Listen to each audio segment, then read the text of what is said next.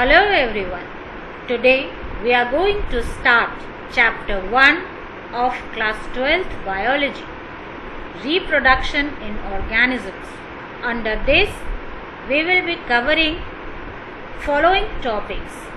First is the introduction, second asexual reproduction and its various modes like cell division, budding, spatial structures, that is through spores, vegetative reproduction, finally sexual reproduction.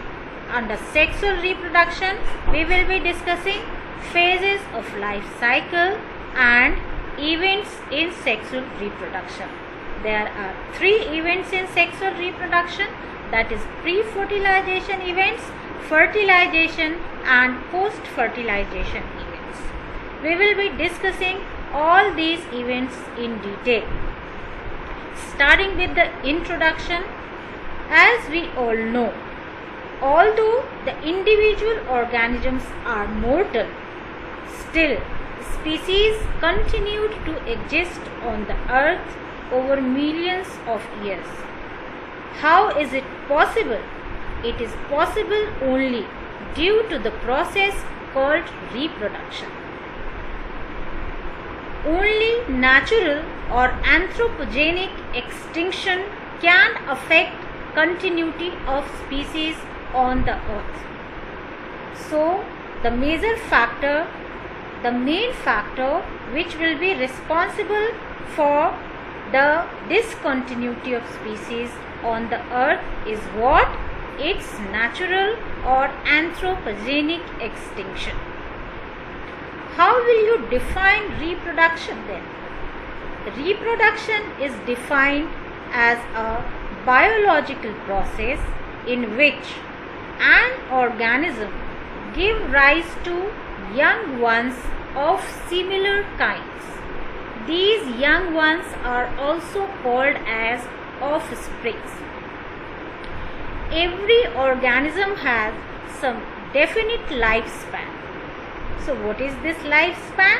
Lifespan is defined as the period from birth to the natural death of an organism. Always keep it in your mind that it is a period from birth to the natural death, not the accidental death. Each and every organism has a definite lifespan, although it may vary from species to species. Few of the examples are given below. Approximate lifespan of some of the multicellular organisms are discussed below. They are as follows. Mayfly. Mayflies can survive for 1 day only, so it has the shortest lifespan on the earth. Butterfly lifespan is 1 to 2 weeks, rice plant 3 to 7 months, rose 10 years, dog 10 to 13 years, cow 18 to 22 years, banana tree 25 years, horse 25 to 30 years, crocodile 60 years, African elephant 70 years, tortoise 100 to 150 years, banyan tree 200 years, giant sequoia 3200 years. Among all these, the shortest lifespan, mayflies, they have the shortest lifespan, and giant sequoia is a plant which have the longest lifespan. Lifespan of organisms are not always correlated with their sizes.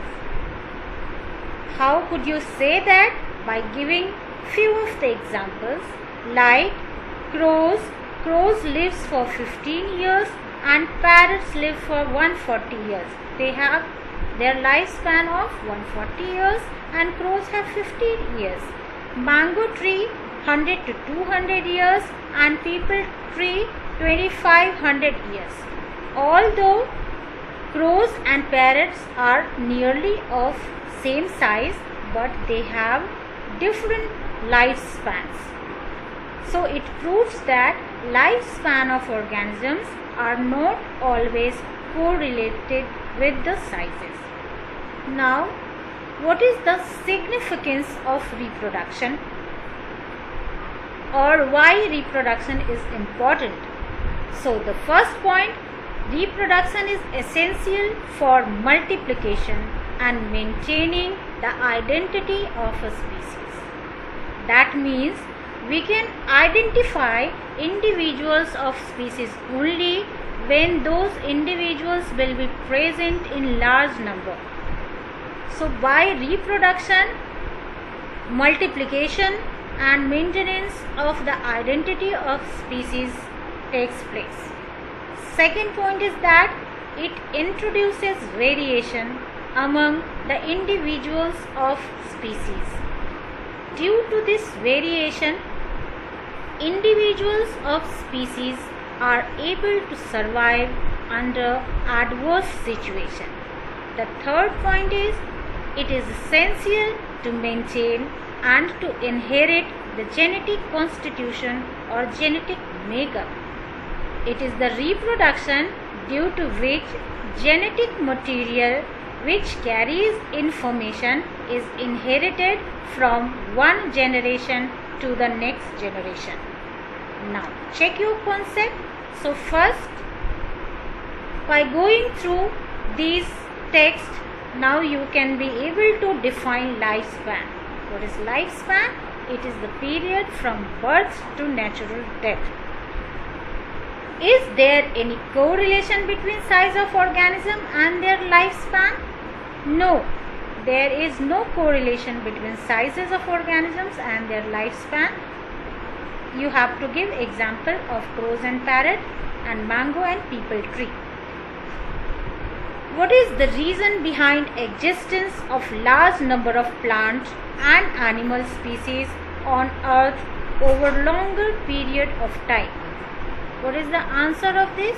It is a life process called reproduction, due to which large number of plant and animal species can exist on earth over longer period of time. Last question is, how reproduction enables the continuity of species on earth generation after generation? It maintains continuity of species on the earth generation after generation because of the inheritance of genetic constitution or genetic makeup or DNA from one generation to the next generation. Thank you.